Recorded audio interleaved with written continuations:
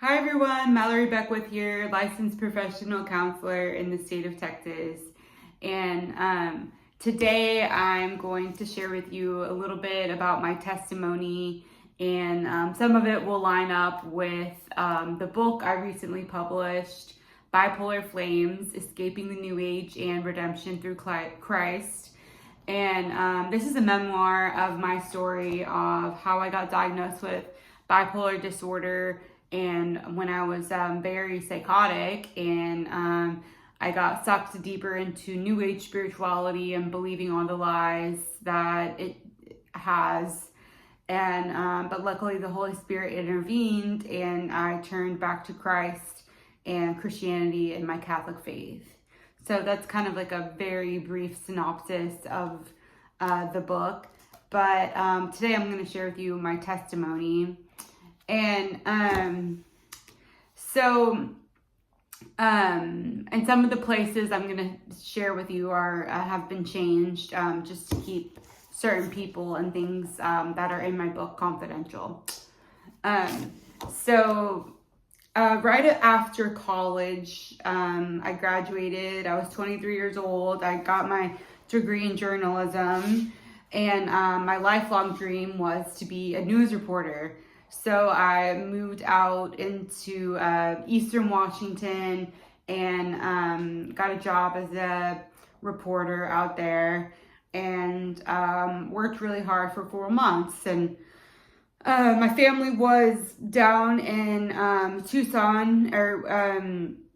Phoenix, Arizona. So I was really far from my family. And at about my 4th month of being a reporter, I started getting really depressed and also very lonely. And I also had a lot of feelings of angst and annoyance with things going on at the news station. And unfortunately, I ended up quitting my job, my dream job.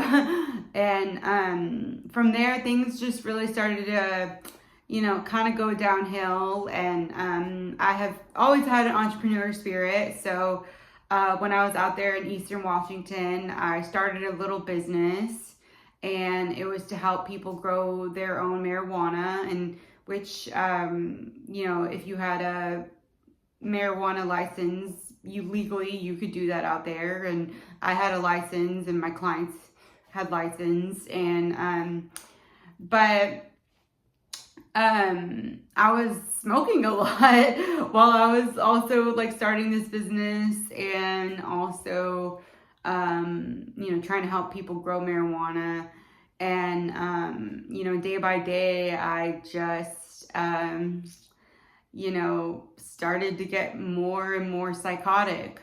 And look, I had been smoking marijuana since I was like 14 years old, and I had never experienced psychosis. But the way bipolar disorder hits, it kind of, for me at least, it hit and it hit.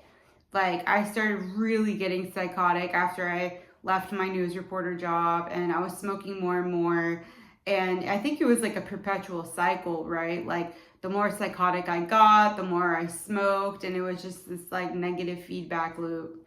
And so I actually had my one of my friends from college fly out to Eastern Washington to help me develop the website. And he, for confidentiality's sake, his name is Derek.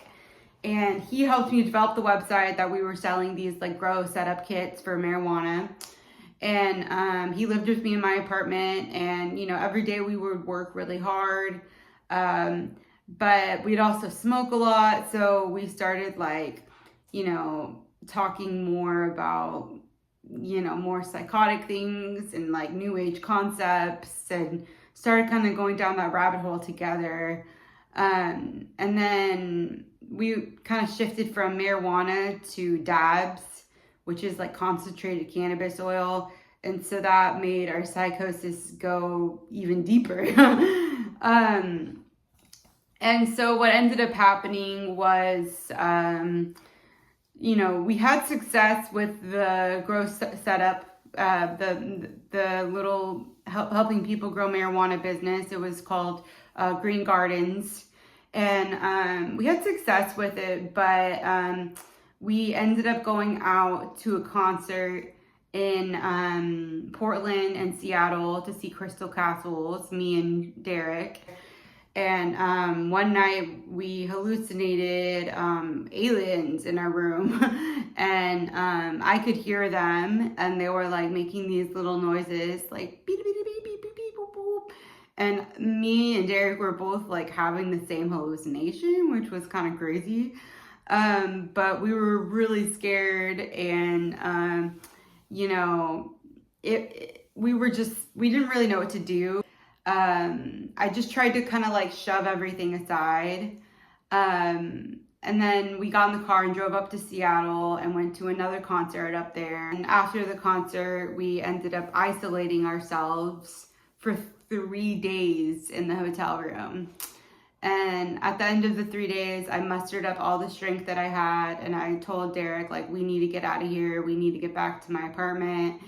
And so we were able to pack up, get back to Eastern Washington, and that's when things really started going downhill.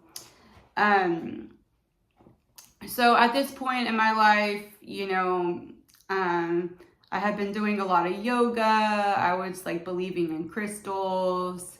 I had been researching like the cosmic weather and how it like affects the earth. You know, I was hallucinating from like these substances I was taking, including the dabs and the marijuana. And also I had onset of bipolar 1 disorder with psychotic features. And so that is all like a huge nightmare. And so we ended up locking ourselves into my apartment, and I had a hallucination that a portal opened up, and then I felt energy from the base of my spine go all the way up to the top of my head, and I felt my head explode, and I felt like the essence of my soul like leave through the top of my head into the portal. And this was traumatic. This was very traumatic. And later I found out that this was a Kundalini Awakening.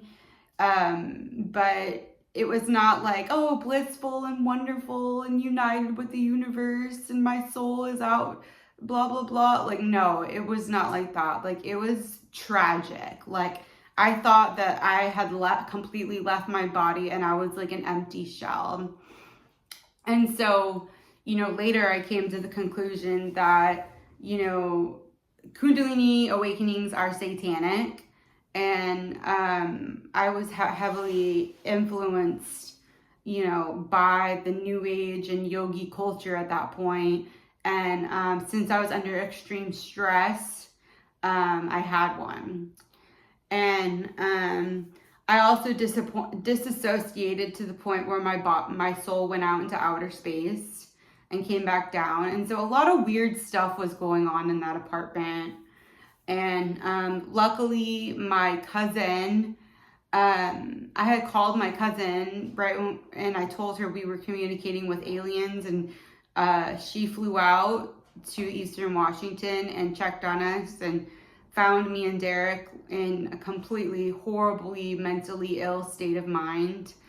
And she called my parents and they came and got me. From there, you know, I flew back to Arizona, and Derek flew back to, I think, New Mexico, and he ended up getting treatment in California for his bipolar disorder and drug addiction, and I ended up getting treatment in Arizona for my bipolar disorder and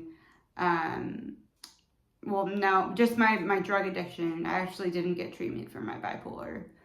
And so, you know, me and Dylan at that point, we had fallen deep in love in Washington, and so it was tough being separated, but we had that trauma bond of like, hallucinating together and taking drugs together and, um, you know, like, um, you know, traveling together and starting the business together, the Green Gardens business. And so it was tough being separated from him because, you know, I was in love with him.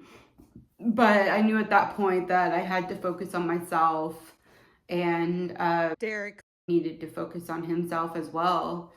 So I ended up going to a treatment center, and my family intervened on me, and my interventionist Tony brought me to treatment. And I stayed in inpatient treatment for 3 months, and then I went to like an extended care sober living treatment for 3 months as well. And then I did sober living for 3 months. So basically, under the care, getting treatment for like 9 months. And I got totally sober. You know, I worked the 12 steps of Alcoholics Anonymous, which really had a profound impact on my life. Especially step 4, I think I wrote out like 100 pages of resentments that I had against people in my life up to that point. And when I read them in my 5th step, and the 5th step is reading your resentments out loud and your fears out loud to another human being and admitting the nature of your wrongs.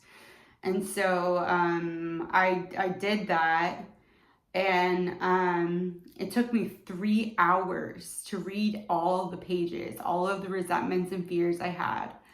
And at the end, I had a burning bush spiritual experience. I felt the Holy Spirit ascend down on me and like relieve like an intense burden that was on my shoulders, like this heaviness.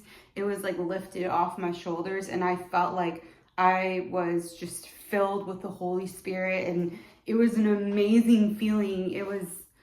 I've never felt anything like that before in my entire life. And honestly, I wish I could feel like that all the time. It felt so good. The Holy Spirit is amazing. And so I ended my 5th step after that Holy Spirit experience. And then I meditated. And while I was meditating, I saw Jesus appear to me. Like my eyes were shut, so he appeared to me in my behind my eyelids, and I saw him swoop down into my heart. And at this point, you know, I was still really psychotic and confused, and still believing a lot of the New Age spiritual beliefs that I picked up on and researched in Washington. But I remembered these spiritual experiences, and I remember Jesus looking at me, and like he almost like he felt bad that I was like going through what I was going through. Like he looked at me, but it was like I love you type of look. And so I had that beautiful spiritual experience while I was in treatment. And after that, you know, I felt free, like, of all these resentments and fears. And one night I even woke up and literally projectile vomited for a while. And I felt like trauma was like leaving my body, or the fears or the resentments that I had voiced in my 5th step were just leaving my body.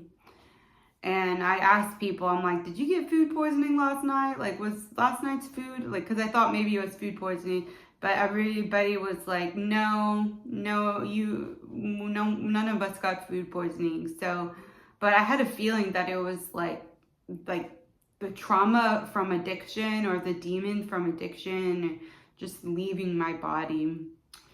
And so, you know, even though I was doing my step work in my rehab program, I still was having bipolar mood episodes, And my mom talked to my counselor several times and said, you know, like my daughter needs to be evaluated for mental illness. You know, like I know she has substance abuse issues, but the way she was acting when we got her from Washington, there's a lot more going on than just substance problems.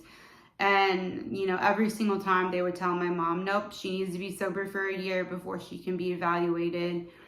And this made my mom upset because she thought I needed to get evaluated sooner. And, you know, looking back on my experience, like, I do think I should have gotten evaluated sooner. And, you know, even if I was experiencing psychosis due to drug use, you know, I still could have used some help from like a mood stabilizer or antipsychotic to kind of level me out, because my moods were all over the place in treatment, and I was up and down, and I would be in a group and someone would be talking about a death in the family, and I would start bursting out laughing because my mood would just elevate so high and I didn't know what to do. Like I could feel like my head, like almost like I was getting high, but like in my head. And I would just burst out laughing, but I was embarrassed. Like I didn't want to be laughing, but I couldn't control my mood. I would have to excuse myself and like go outside and like laugh it out and like just try and level my body out. Like I needed medication to help me with my moods, but they didn't want to have me evaluated. And also they'd have these intense like existential crying spells where I just didn't know like where I stood with my relationship with God, and I would start crying and like I would hide in the bathroom and just cry and cry and cry, and the counselors would come find me, and they were really nice. They were like, are you okay? Are you okay? And I didn't know what to do. So I was going through these roller coaster emotions, and not just like normal, like, oh, ups and downs, but like very intense highs and lows. And it was really tough struggling with that without any help from medication. And so eventually, after 3 months, I got discharged and went to extended care.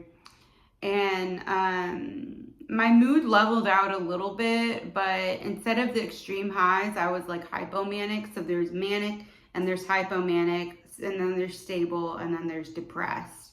And so whenever I got to the next level, the next house, I was like hypomanic. So I had energy all the time.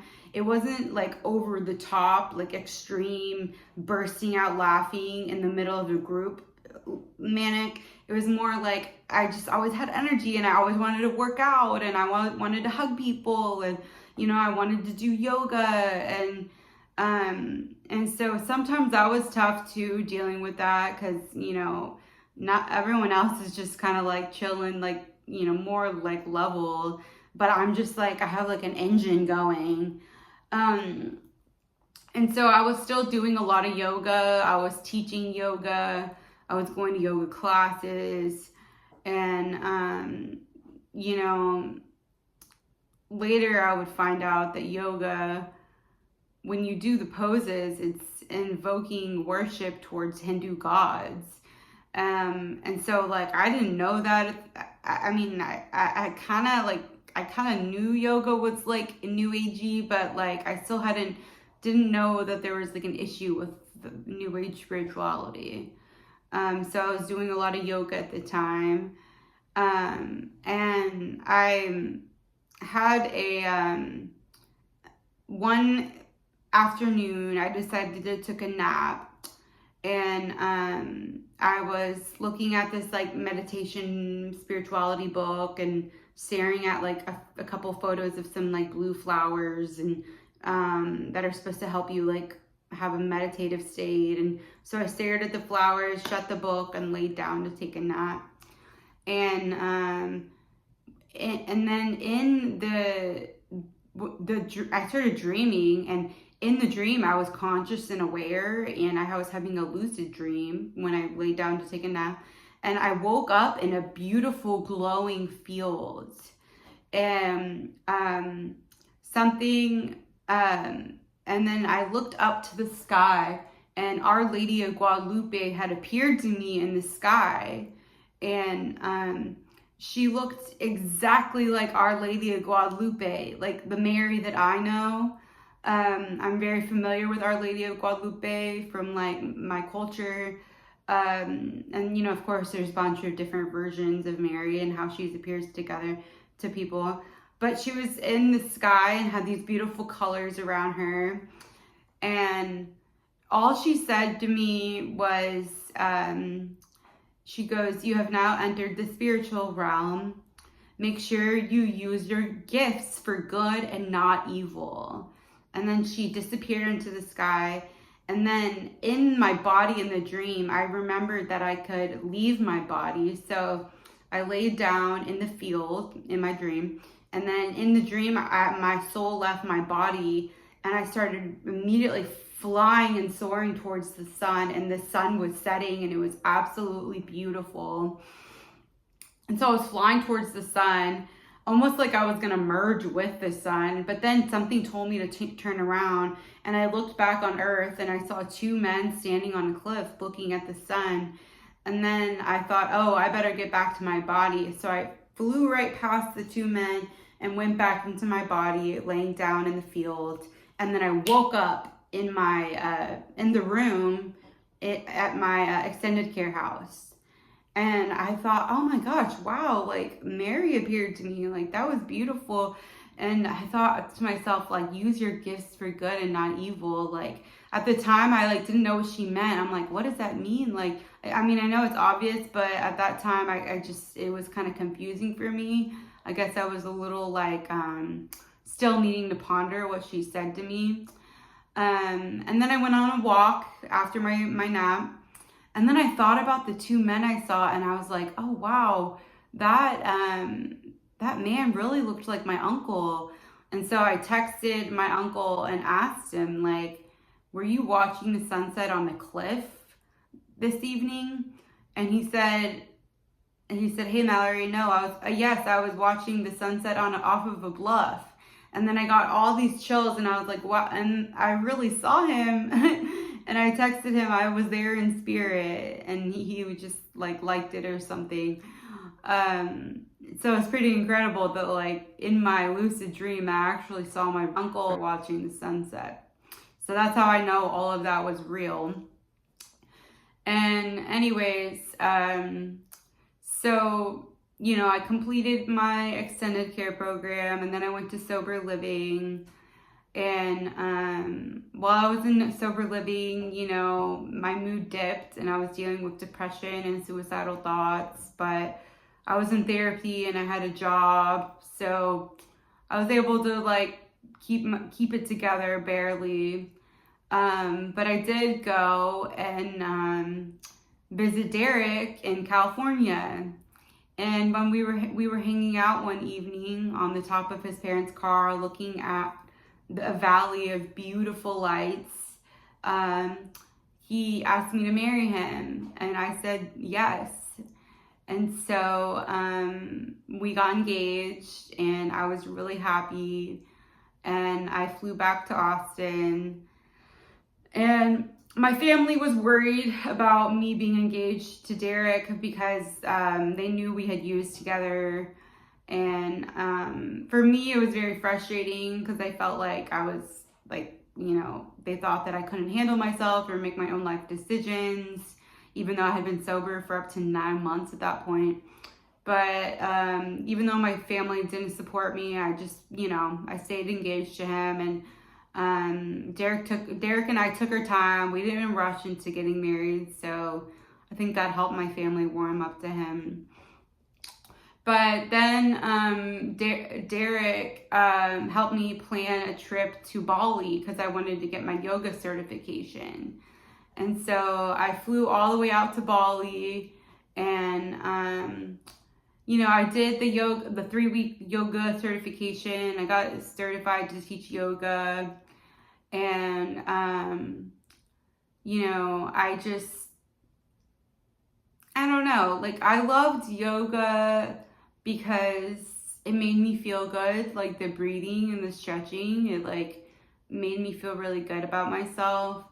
But, you know, at the front of our yoga shala, which is just an outdoor little yoga studio.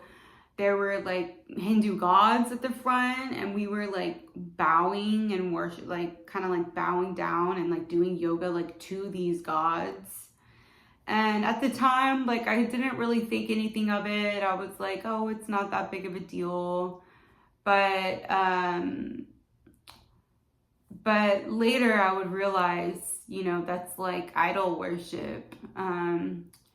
So, you know, I got my yoga certification, and then I spent some more time in Bali, and I rode my scooter to like a Hindu cave and got like blessed. And what I realized was the real blessing is that God kept me safe when I was psychotic and halfway around the world. And I was stable for the most part, a little psychotic, but not too bad. And luckily God kept me safe, you know. And so I came back to the United States, and me and Derek ended up moving in together. And things were good for a while. I just like suffered from depression, and but at one point Derek's psychiatrist took him off his meds, and he went psychotic and manic, and we got into he started like really getting upset with me and screaming at me because he couldn't control his mood and his mania. And so I left him and let him kind of figure out things on his own for a while I moved back to Arizona.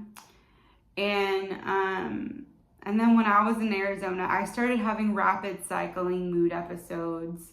And if you're not aware of what rapid cycling is, it's a horrible feeling. It's when you're feeling manic and depressed at the same time, and you can't control your moods, your thoughts, or your actions.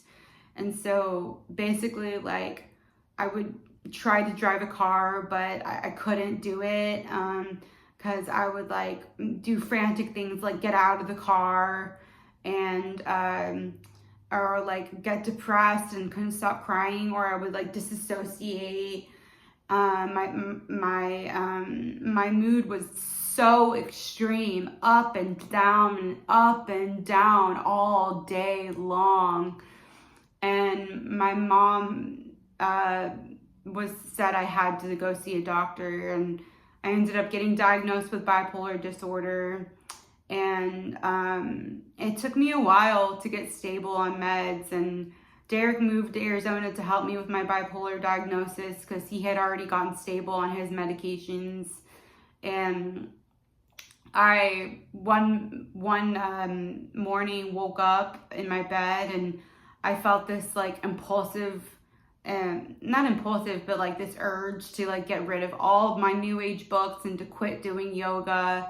And the Holy Spirit was telling me that I needed to turn to Jesus, and that I needed Jesus to help me get through this bipolar diagnosis, and that the new age crystals weren't going to help me. And so I got rid of thousands of dollars worth of crystals and books, and I canceled my yoga membership. I stopped going to yoga. I stopped teaching yoga. I started reading the Bible. I started going to church. And I'm really glad I did that, because honestly, it was Jesus that got me through this time. And on day in and day out, I was rapid cycling and trying different medications. And I tried a medication that made me break out into a deadly rash that you can die from. And so then I had to take steroids to counteract the rash, which steroids to make people with bipolar disorder manic. So I was just a big mess. My mood was all over the place. I couldn't control myself. And I tried an antidepressant, which made me so manic that I had to get hospitalized. And I was banging my head against the hospital walls because I couldn't control what was going on in my head. And the nurses would scream, "Stop doing that." I ended up going to a crisis center one time because I wanted to kill myself so badly. And I just wanted to go to heaven because I was so tired of my moods being so crazy. And then also, so I went to the hospital a total of 2 times for my mania and for my psychosis and being detached from reality, and went to a crisis center as well for my depression and suicidal ideation. And so it took months for me to finally get on the right medication, and those months were hell dealing with that. Sleeping was so difficult. Like, I would try to sleep at night, and I felt so anxious. I couldn't sleep, and my head was spinning, and I wouldn't get a break from it either. This was just constant for months. And eventually my doctor prescribed me lithium, which helped me stabilize. And it took him months to finally prescribe it to me. I wish he would have prescribed it to me sooner. But for some reason, it took what it took. And eventually I stabilized. And me and Derek did get married a few years later. And I went off to grad school to get my master's degree in counseling. And now I have a thriving counseling practice. And I help people recover from bipolar disorder and narcissistic abuse, anxiety and depression and trauma. And I've been relatively stable ever since.